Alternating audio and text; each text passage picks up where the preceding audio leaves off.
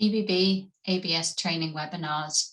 This webinar is part of a series providing an introduction to EU access and benefit sharing regulations and was developed by the Interreg-funded European Blue Biobank project.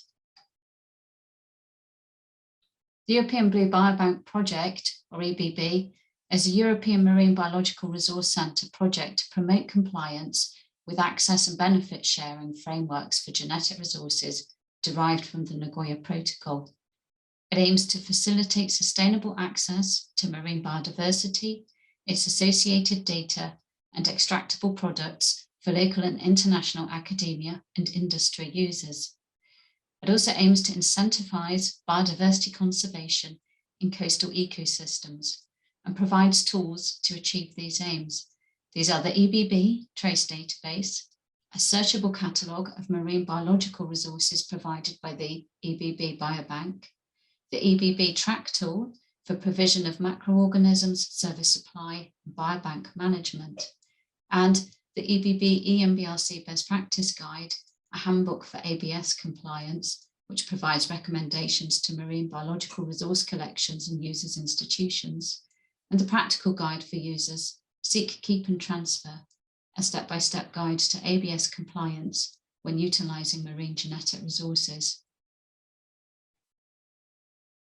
This webinar is part of a series designed to provide an introduction to EU access and benefit sharing regulations for collections and users. Webinar 1 provides an introduction to ABS.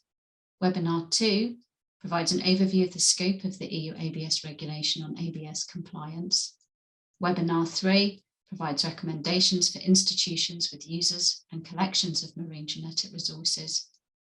Webinar 4 considers managing ABS compliance in collections. Webinar 5, it provides an overview of compliance for users and a review of Seek, Keep and Transfer, a step-by-step guide to ABS compliance when utilising marine genetic resources. Webinar 6 discusses the EU registers, that is the registered collections and best practices as tools to support ABS compliance. We particularly draw your attention to the two handbooks provided by the project, the EBB EMBRC Best Practice Guide to ABS Compliance. This handbook is aimed at users, institutions and collection managers of marine biological resources. It provides an introduction, background and overview of ABS, user-friendly guidance to implementing ABS best practices for institutions. It covers a wide range of possible scenarios and includes technical guidelines and supporting material. Seek, Keep, Transfer is a practical guide for users of genetic resources. Users are guided through a 6-step process to perform ABS due diligence. And Webinar 5 provides a full overview of the guide. The following webinar and subsequent webinars in this series have been developed as introductory guides based on the EBB handbook and step-by-step guide. While the authors have aimed to make the information as accurate and up-to-date as possible, ABS is complex and evolving. The authors are not responsible for the results of any actions taken by institutions or users on the basis of information that is not within this webinar nor the EBB guides. The recommendations in this webinar do not supersede official texts or substitute for ABS policies that institutions may already have in place. Further specific information and support is available, and it is recommended that dedicated ABS support is sought from either the home organisation or from the ABS competent national authority for research in their country.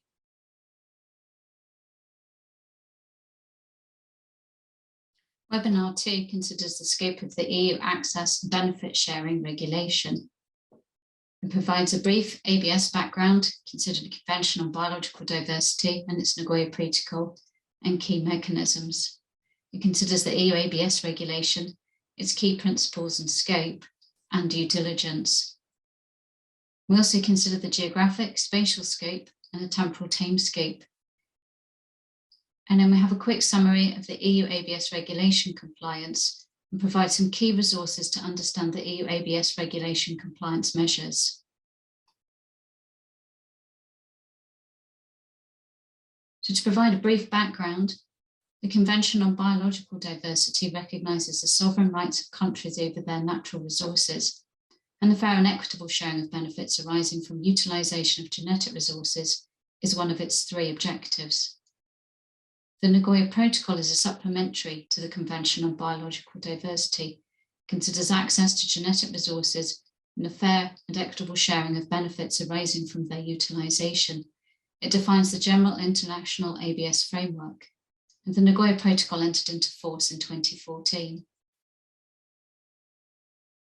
Genetic resources refer to any material of plant, animal, excluding human, microbial or other origin containing functional units of heredity, including its derivatives, i.e. naturally occurring biochemical compounds. Utilisation of genetic resources means to conduct research and or development on the genetic and or biochemical composition of genetic resources, including through the application of biotechnology. And some key mechanisms to ensure access and benefit sharing. There's a PEC, prior informed consent, permit to access genetic resources, MAT, mutually agreed terms, that is the benefit sharing negotiated with the provider country, and the IRCC, an internationally recognised certificate of compliance that provides a compliance check. So to consider the EU ABS regulation, its key principles and scope. The European Union is a party to the Nagoya Protocol for the compliance obligations.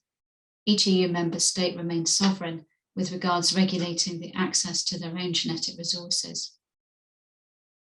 On the 16th of April 2014, the EU adopted the Regulation 511/2014 of the European Parliament and of the Council on compliance measures for users from the Nagoya Protocol on access to genetic resources and a fair and equitable sharing of benefits arising from their utilisation in the Union. The scope of the EU regulation is ensuring that users of genetic resources and traditional knowledge associated with those genetic resources are compliant with ABS within the remit of the European Union. Compliance checkpoints are put in place to give evidence that the necessary permits have been sought before collecting genetic resources and conducting research activities. And as a reminder, non-EU countries that are party to the Nagoya Protocol have their own compliance measures. So under EU ABS regulation, users must exercise due diligence to demonstrate compliance. It imposes obligations on users in the European Union of genetic resources or associated traditional knowledge to seek, keep, and transfer.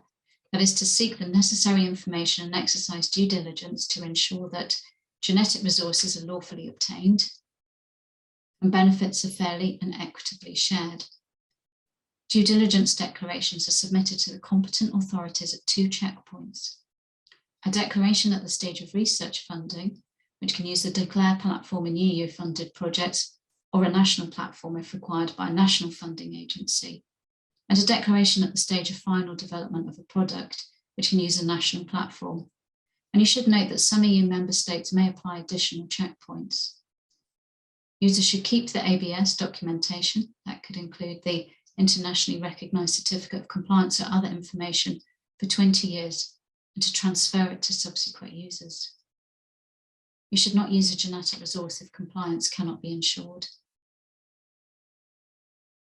So to look at the geographic scope of the EU ABS regulation, the obligation of due diligence occurs when utilising genetic resources in the European Union 27 member states that are accessed in areas within national jurisdiction, as the territorial seas, the exclusive economic zone, or extended continental shelf for benthic organisms, and where the genetic resources from a country that is a party to the Nagoya Protocol.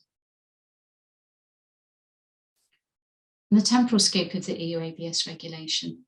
So the EU ABS regulation entered into force in October 2014, and the obligation of due diligence applies for genetic resources accessed after this date. But you must be aware that ABS may apply to resources collected before 2014. So a party to the CBD may have adopted a national ABS framework before the Nagoya Protocol entered into force, or a Nagoya Protocol party may have adopted a national regulation for genetic resources in their national collections that are collected before 2014 and accessed after the date of the Nagoya Protocol in 2014. The date of access may be based on the date of transfer to a user, not when it was collected. This means that older samples in a collection held in that country will then be in scope. You are recommended to exercise due diligence to ensure compliance, regardless of the date of sampling.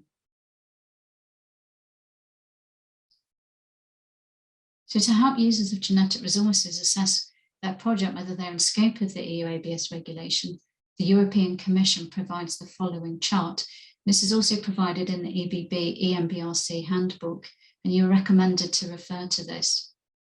All conditions must be applicable for genetic material to be in scope of the EU ABS regulations.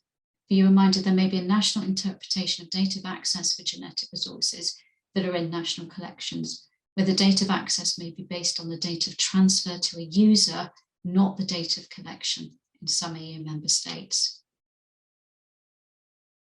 So as a summary of EU ABS regulation compliance, the compliance measures of the EU ABS regulation cover Nagoya Protocol countries and utilisation in the 27 EU member states. The use, that is the utilisation of in-scope genetic resources, is subject to the EU ABS regulation compliance measures that require due diligence.